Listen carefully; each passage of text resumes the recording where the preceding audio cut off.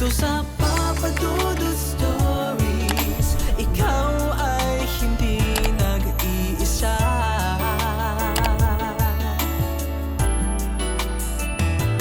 Dito sa Papa Dudut Stories, may nagmamahal sa'yo.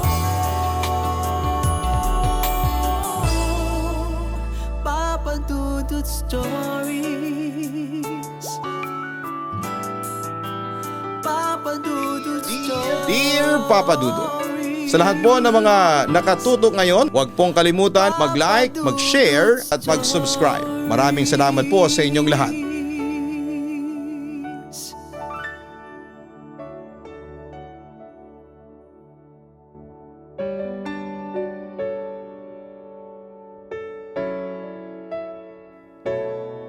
Dear Papa Dudut, magandang gabi po sa inyo. Isa po ako sa mga matagal nyo nang tagapakinig.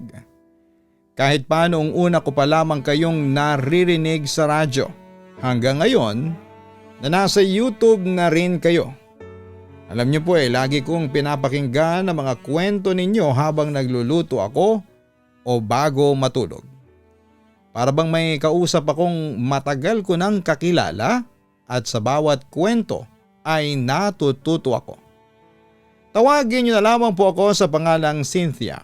Bata pa lamang ako noon, mga 8 taong gulang siguro. Nakatira kami sa probinsya sa isang lumang bahay na gawa sa kahoy. Medyo luma na talaga, Papa Dudut. Yung tipong pag humangin, maririnig mo yung mga kisame na parang umuungol. Pero para sa akin, masaya ako sa bahay na yon. Maaga pa lang, gising na ako. Habang si Mama ay abala sa kusina, ako naman ay tumatakbo-takbo sa bakuran, bit-bit yung laruan kong manika. Yun po yung paborito kong laruan.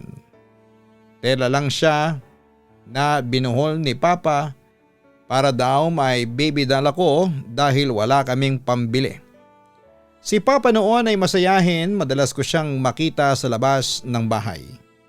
Nag-aayos ng bisikleta niya.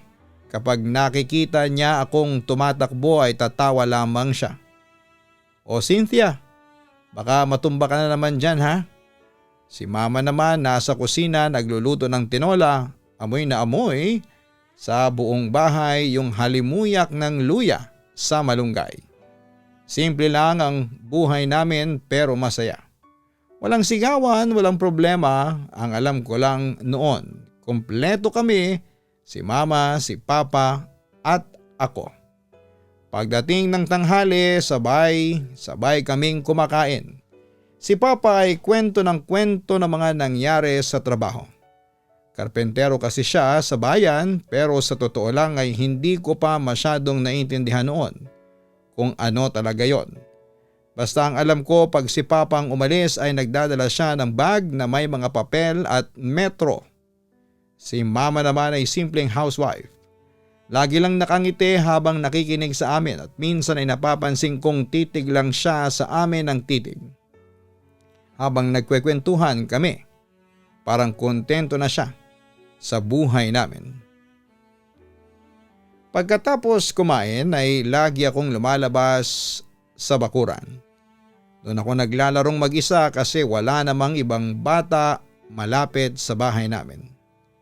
Isang hapon habang naglalaro ako sa tabi ng puno ng mangga, bigla akong may narinig na parang boses ng bata, mahina lang noong una. Cynthia, napalingon ako pero wala akong nakita. Akala ko ay hangin lang at nagpatuloy ako sa paglalaro pero narinig ko ulit yung boses. Mas malinaw na. Cynthia, laro tayo. Huminto ako. Sino ka? Tanong ko. Kaibigan mo, sagot ng boses. Tumingin ako sa paligid sa likod ng puno pero wala talagang tao.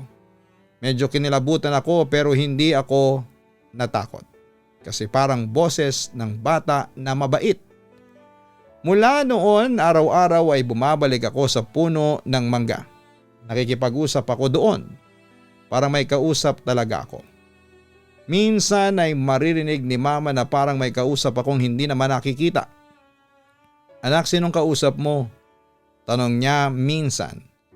Si Lino ma, kaibigan ko. Lino? Nagtaka siya.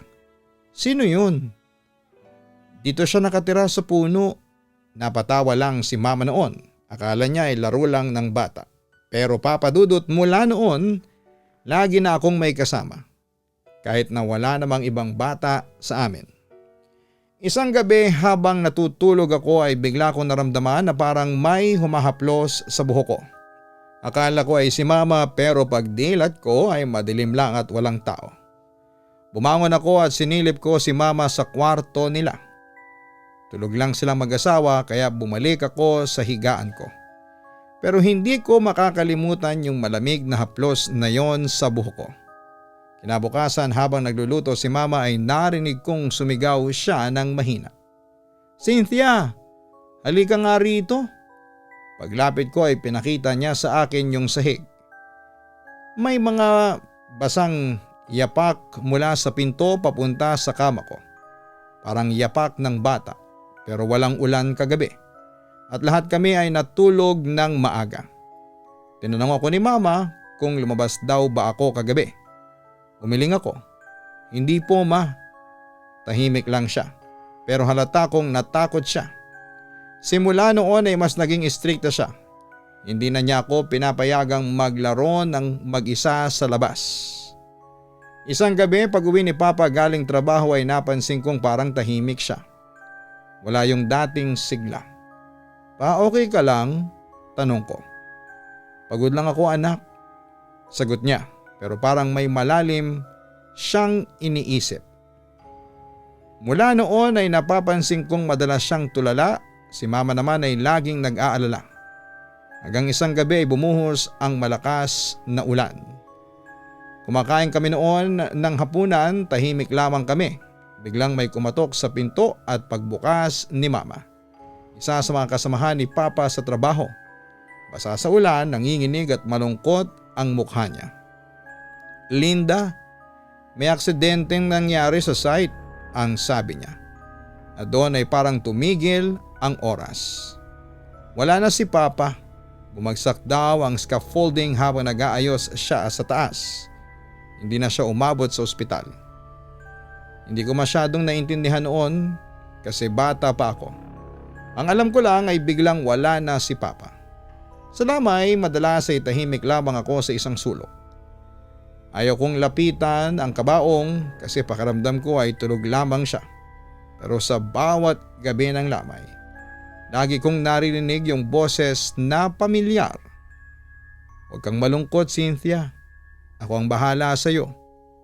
At paglingon ko ay parang may aninong dumaan sa labas. Lumipas ang ilang buwan, si mama ay hirap sa pera.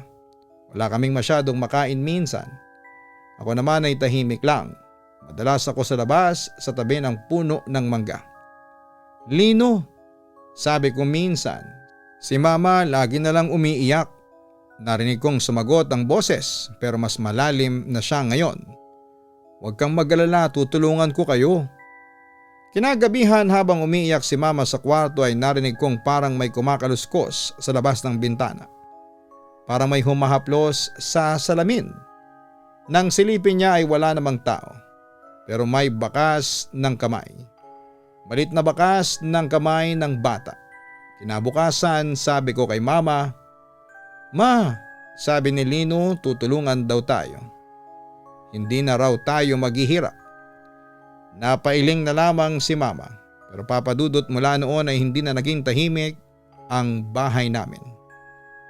Pagkatapos mamatay ni Papa ay halos lahat ay nagbago sa buhay namin. Naramdaman ko talaga yung hirap ng buhay lalo na para kay mama. Kung dati ay may halakhakan pa sa bawat hapunan, ngayon ay puro katahimikan na lamang at madalas ko siyang makita sa harapan ng altar namin.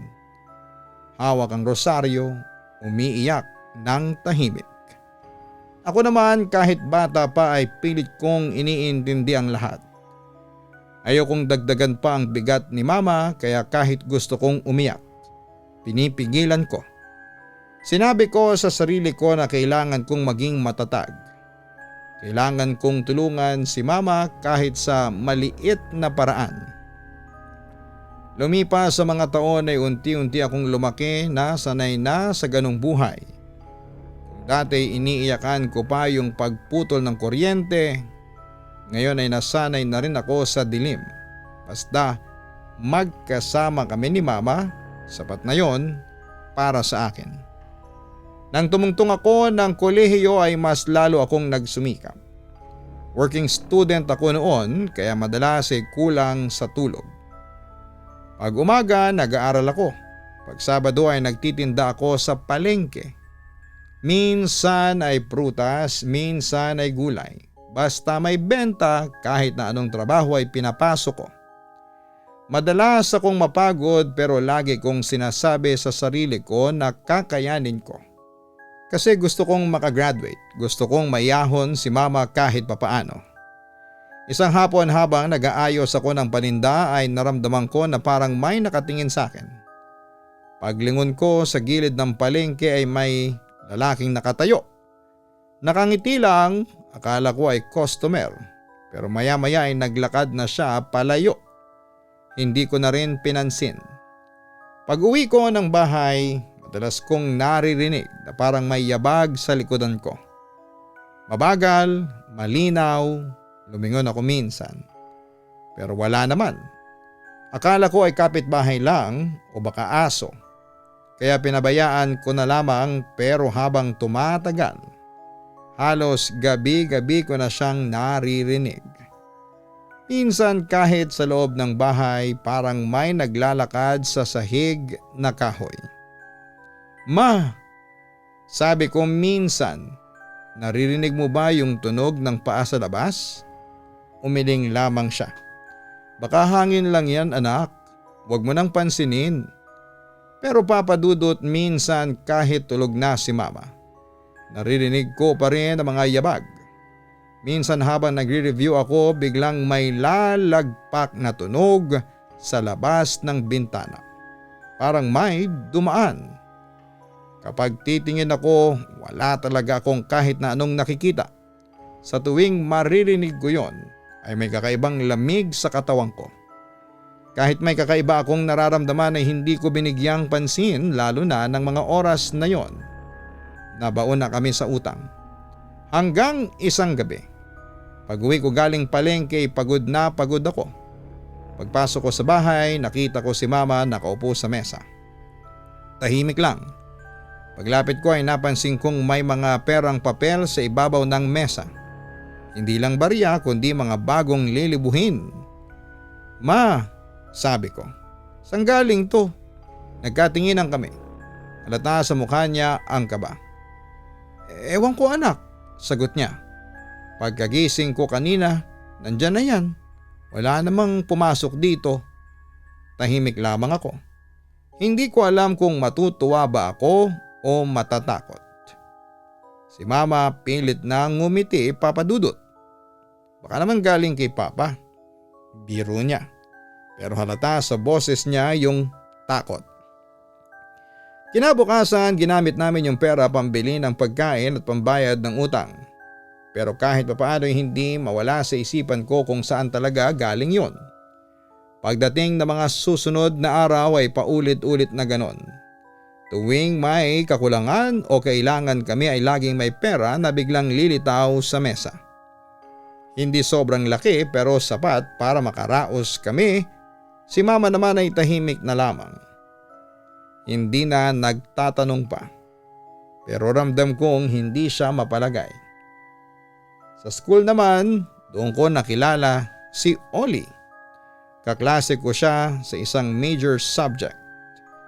Tahimik siya pero magaan kausap. Lagi siyang may baong ngiti.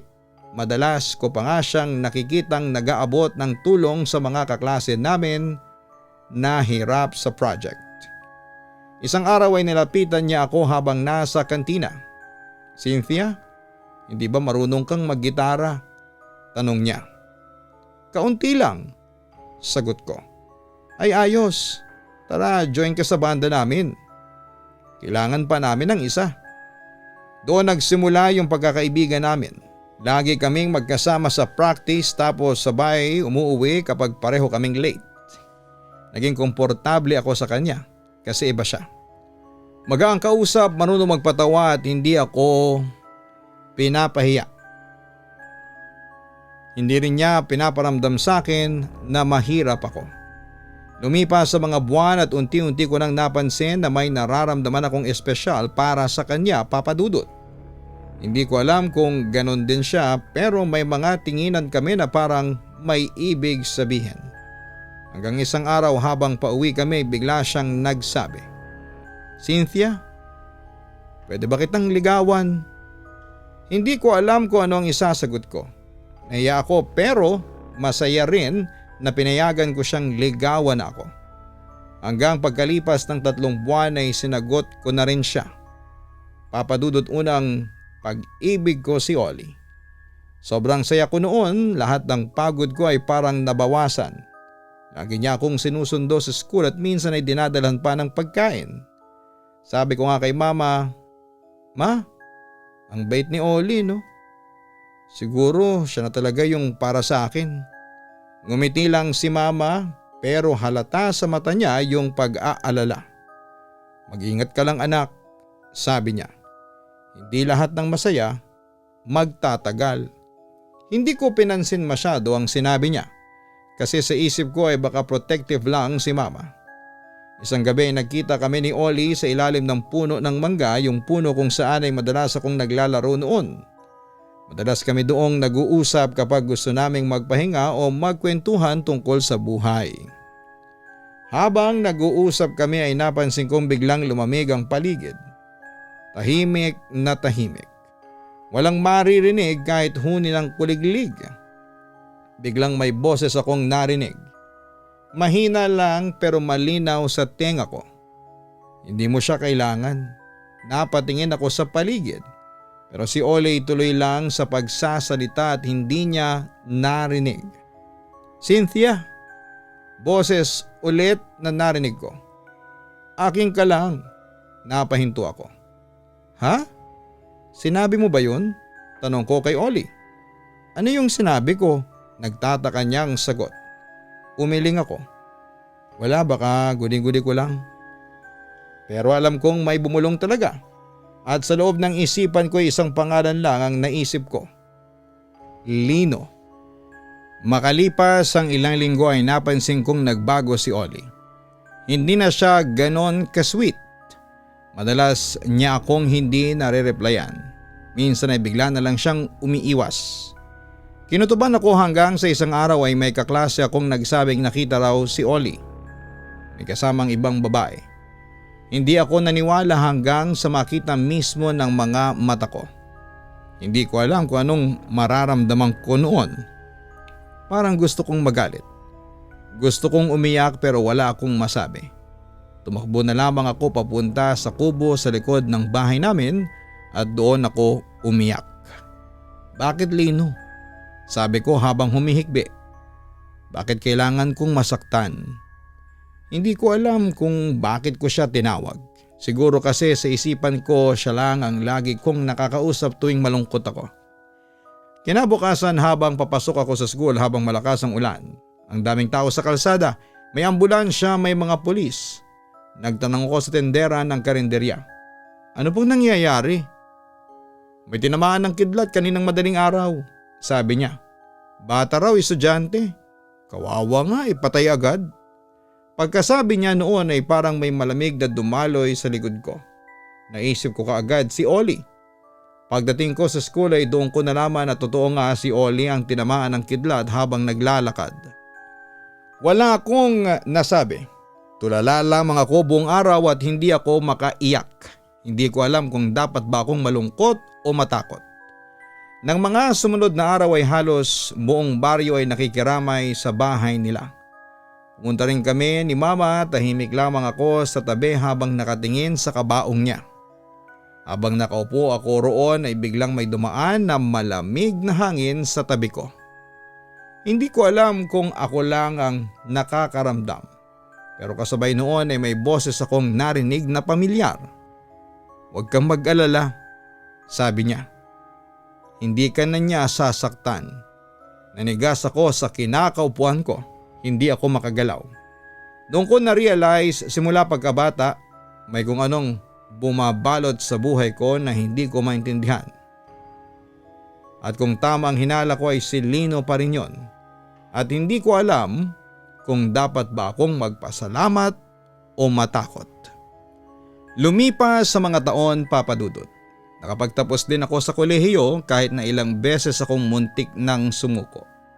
Hindi naging madali pero sa tuwing naaalala ko si Papa, si Mama at lahat ng pinagdaanan namin ay mas lalo akong nagpupursige. Nang makuha ko ang diploma ko ay halos hindi ako makapaniwala. Nakita ko si Mama sa graduation ko at umiiyak habang pinipicturean ako gamit ang lumang cellphone niya. Ang sabi niya, anak, ay proud na proud si Papa sa'yo. Yakap ko siya ng mahigpit, sobrang saya ko noon. Pagkatapos ng ilang buwan, nakahanap ako ng trabaho sa syudad. Isang maliit na opisina lang pero maayos ang sweldo. Lumipat ako sa isang inuupahang kwarto malapit sa trabaho, mag-isa lang ako noon pero nasanay na rin po ako. Naging rutina ang buhay ko. Gigising, papasok, kakain, matutulog. Tahimik pero payapa. Pero sa mga unang linggo ko sa syudad ay nagsimula kong maramdaman na may kakaiba. Hindi naman sobra pero sa gabi kapag nakahiga na ako at patay na ang ilaw, lagi kong nararamdaman na may nakatingin sa akin. Hindi ko alam kung guni-guni lang pero kahit nakapikit ako, parang may mga sandaling gusto kong dumilat at siguraduhin ako lang talaga ang tao sa kwartong yon. Minsan nga ay napapailaw ako ulit kahit 10 oras ng gabi. Tapos ay iikot ko pa yung tingin ko sa paligid. Lahat naman ay normal, walang tao, walang kakaibang tunog. Pero sa loob ko ay hindi ako mapalagay. Kinabukasan habang nag-aalmusal ako ay napansin kong may mga bulaklak sa lamesa. Maganda, puti at sariwa pa. Paborito kong bulaklak. Yung mga puting gumamela na madalas kong nakikita sa probinsya. Napangiti ako sa una kasi wala naman akong sinasabing gusto ko ng bulaklak. Pero naisip ko, baka regalo lang ng landlady o baka may nakalimutang tenant. Kaya binaliwala ko. Kinabukasan may bulaklak na naman. Iba naman ngayon. Puting rosas. Medyo kinilabutan ako kasi wala naman akong sinasabihang birthday ko o kung ano. Tinext ko si Mama, Ma, may nag-iiwan ng bulaklak sa kwarto ko. Ang weird. Sagot niya, baka may nanliligaw sa'yo. Napatawa ako pero sa loob ko ay may kaba. Kasi kahit sinong kakilala ko sa trabaho ay wala namang may alam kung saan ako nakatira. Pagkalipas ng ilang linggo ay nasanay na rin po ako. Pero dumating ang gabing hindi ko makakalimutan. Galing ako sa overtime sa opisina mga 10:00 na ng gabi, tahimik ang kalsada. Yung tipo ng gabi na halos wala kang makitang dumadaan. Medyo madilim ang dinadaanan ko, puro bakanting lote at ilang tindahang sarado na. Habang naglalakad ako, napansin kong may 2 lalaki sa likuran ko. Una, hindi ko sila pinansin. Pero nung napansin kong pareho silang nakatingin sa akin at medyo bumibilis din ang lakad ay nagsimula akong kabahan. Pinilit kong huwag umiyak. Hinawakan ko ng mahigpit yung bag ko. Pero nang maramdaman kong papalapit na sila ay bigla na lamang akong hinila ng isa. Miss, akin na ang cellphone mo. Sigaw nung isa. Napaluhod ako sa damuhan, hawak ang bag ko. Wala akong pera, please, wag niyo akong saktan. Umiiyak kong sabi. Pero habang sinusubukan kong tumayo ay biglang natigilan yung isa. Pare, ano yun? Sabi niya sabay turo sa likod ko.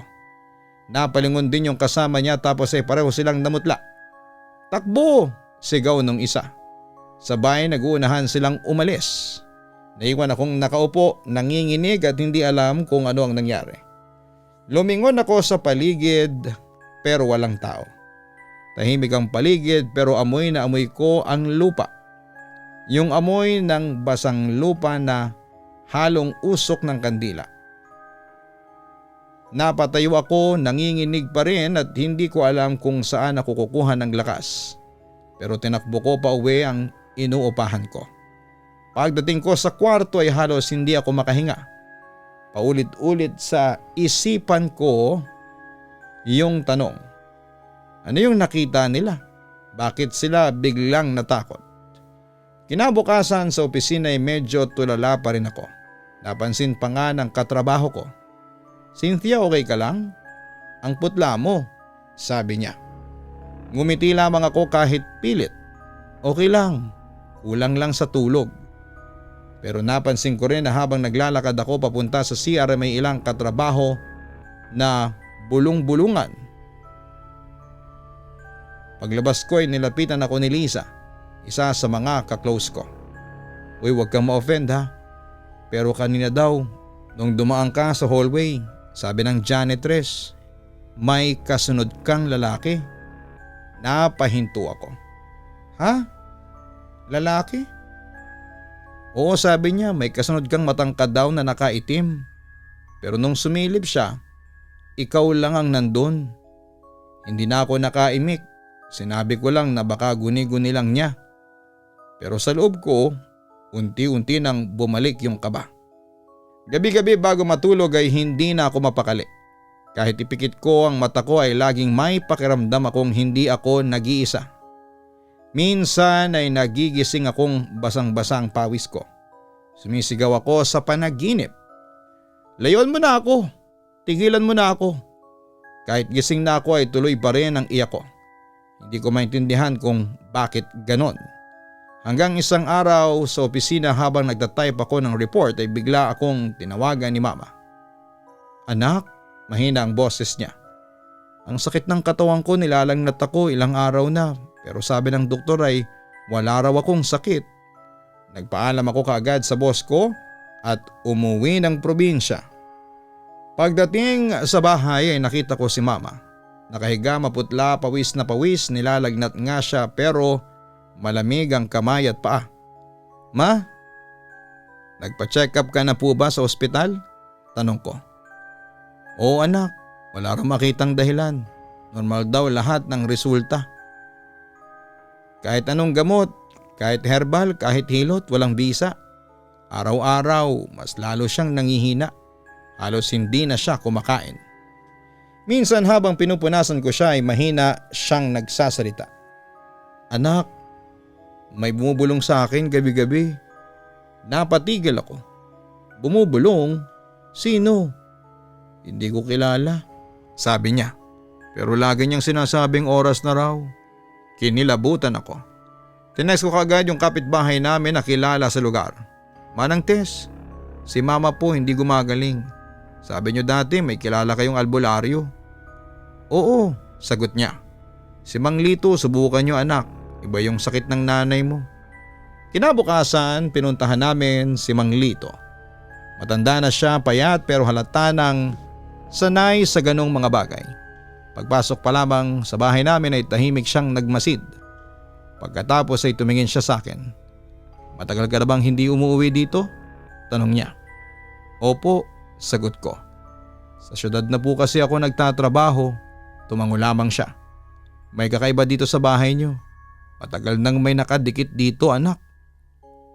Hindi ko alam kung ano ang ibig niyang sabihin. Nag-set up siya ng mesa, may kandila, baso ng alak at mga dahon ng bayabas.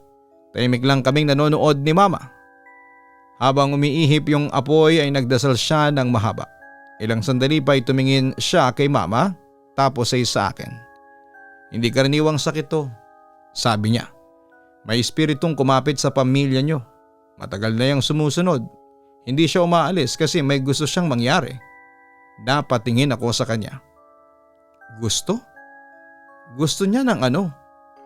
Tahimik siya sandali bago nagsalita. Gusto niya ng kapalit. Nanlamig ako. Anong ibig niyong sabihin, Mang Lito? Dahan-dahan siyang tumingin sa akin, yung mga mata niya ay parang nagbabasa ng isipan ko. Anak, ikaw ang gusto niya. Ha? Halos hindi ko masabi. Bakit ako? Matagal ka na niyang minamasdan. Bata ka pa lang ay kasama mo na siya. Hindi mo lang alam, ang gusto niya ay maangkin ka at maging asawa. Halos hindi ko marinig ang sarili ko.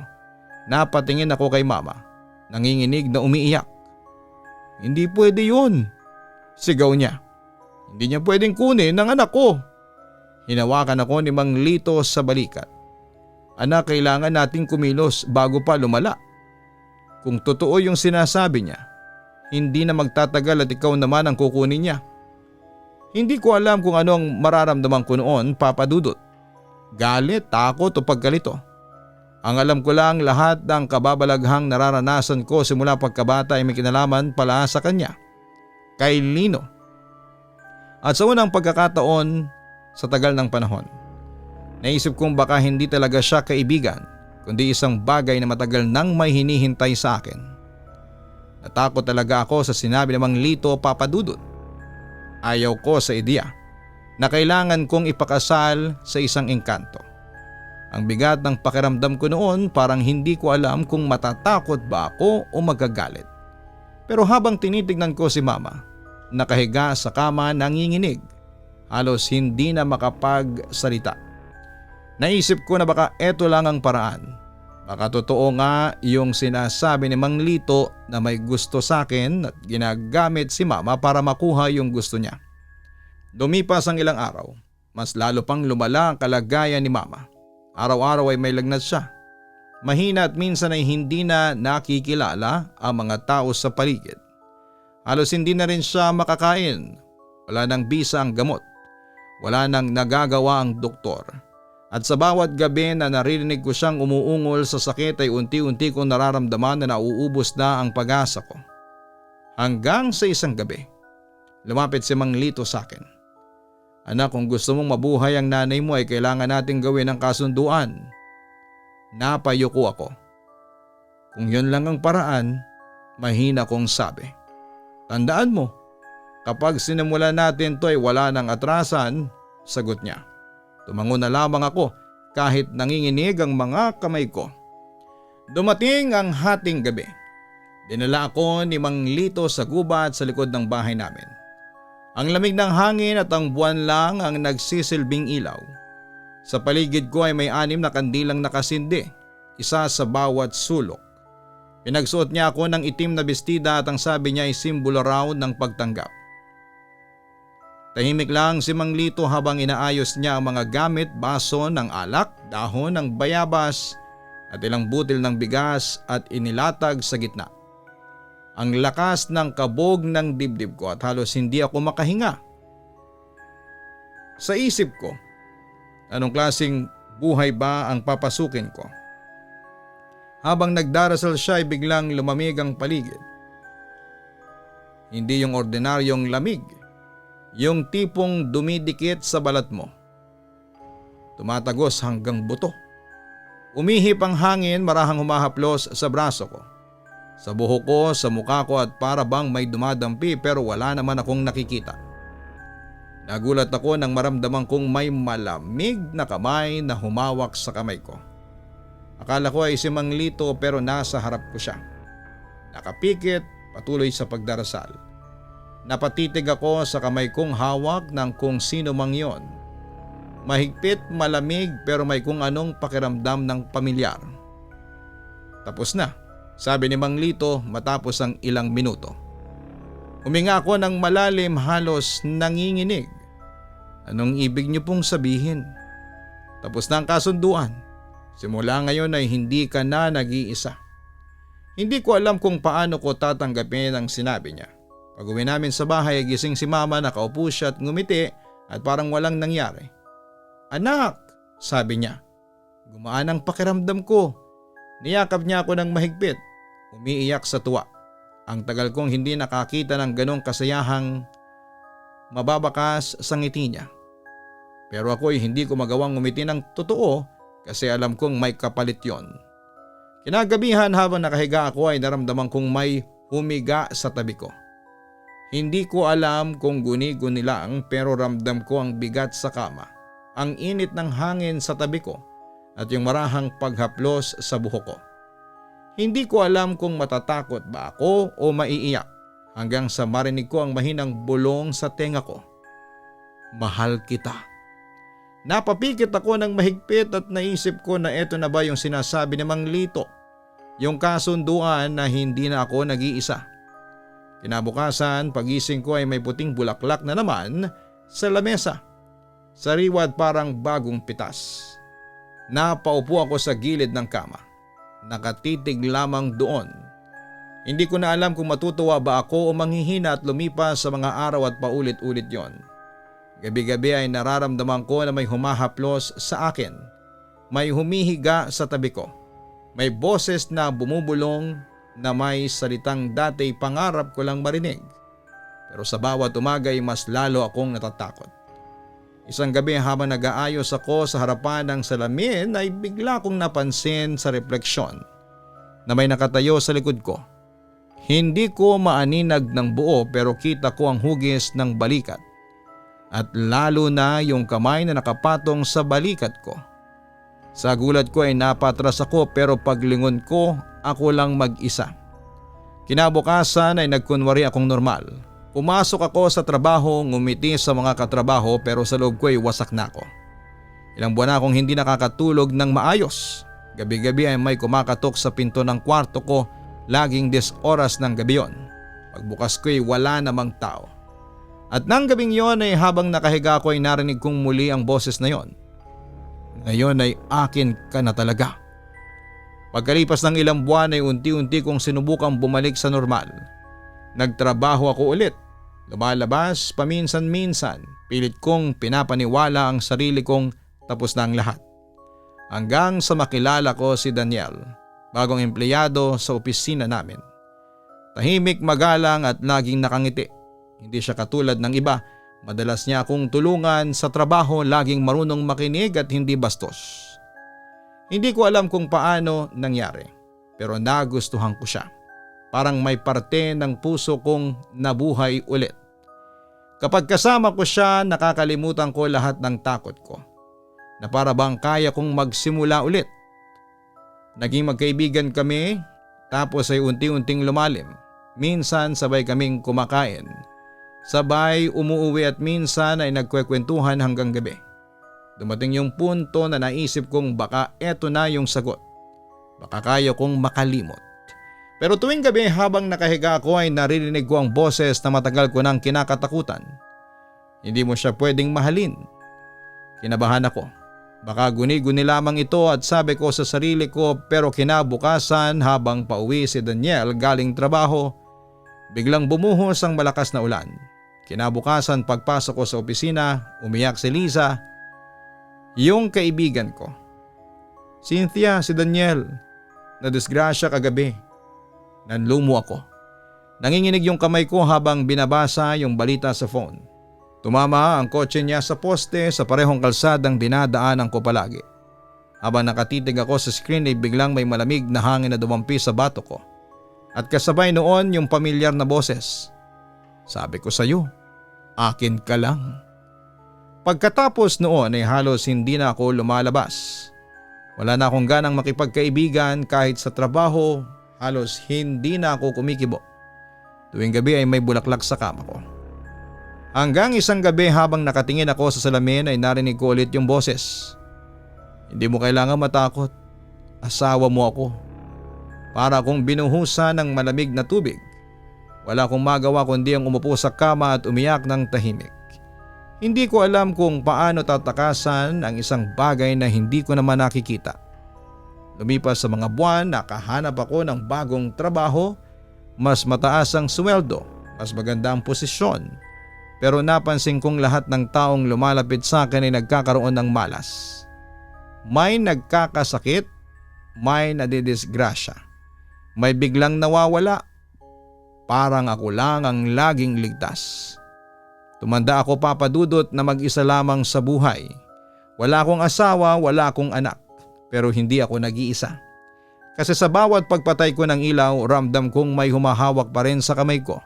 May bulaklak pa rin nasa mesa at may boses pa rin bumubulong sa tenga ko. Asawa na kita, Cynthia. Sabi ng mga kapitbahay ay nababaliw na raw ako. Pero alam ko sa sarili kong hindi. Kasi sa bawat gabi ng buhay ko ay naroon pa rin siya. Yung lalaking pinakasalan ko nang hindi ko ginusto. At habang tumatanda ako ay mas lalo kong nararamdaman na kahit anong dasal ko, kahit anong layo ng lugar na puntahan ko, ay hindi ko na siya kailanman matatakasan. Dahil minsan, kapag pumayag ka sa kasunduan ng kadiliman, hindi lang katawan mo ang kinukuha nila pati kaluluwa mo. Lubos na gumagalang, Cynthia.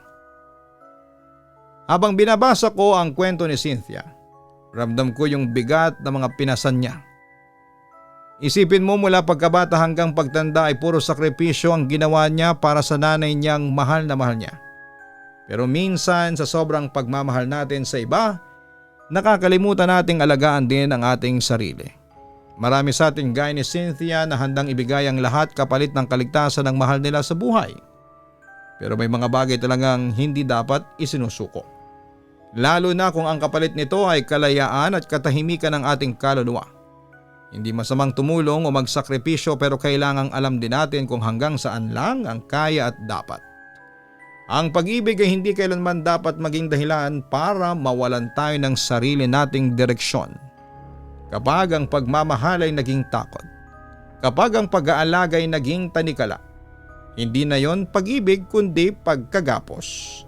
Kaya sa mga nakikinig ngayon, kung dumating man kayo sa punto na kailangan ninyong pumili sa pagitan ng sarili ninyo at ng isang bagay na unti-unti nang sumisira sa inyo, piliin ninyo ang kapayapaan dahil sa huli. Kahit gaano man tayo katapang o kabait ay wala pa ring masihigit sa katahimikan ng pusong payapa. Ang kwento ni Cynthia ay paalala sa ating lahat. Ng mga desisyon natin ngayon ay may kapalit yan bukas at hindi lahat ng kabutihang ginagawa ay tama kapag mali na ang paraan. Hanapin ang Kaistorya YouTube channel para mag-subscribe at makinig ng mga horror stories. Ganon din ang Papa Dudut Family YouTube channel.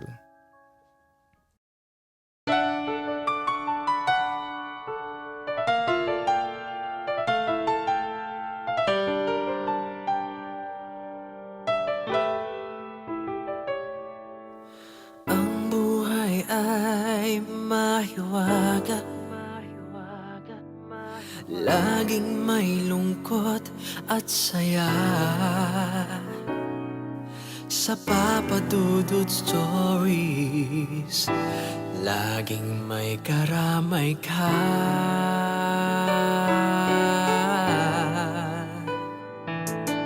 Mga problemang kaibigan,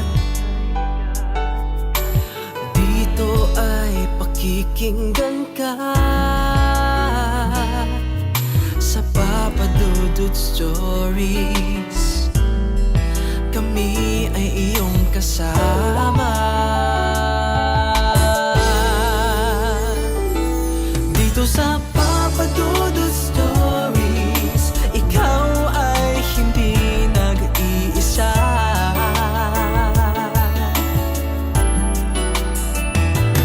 Dito sa Papa Dudut Stories, may nagmamahal sa'yo.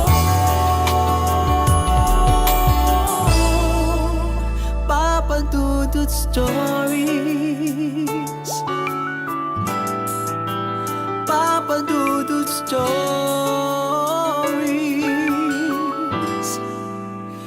Papa Dudut Stories.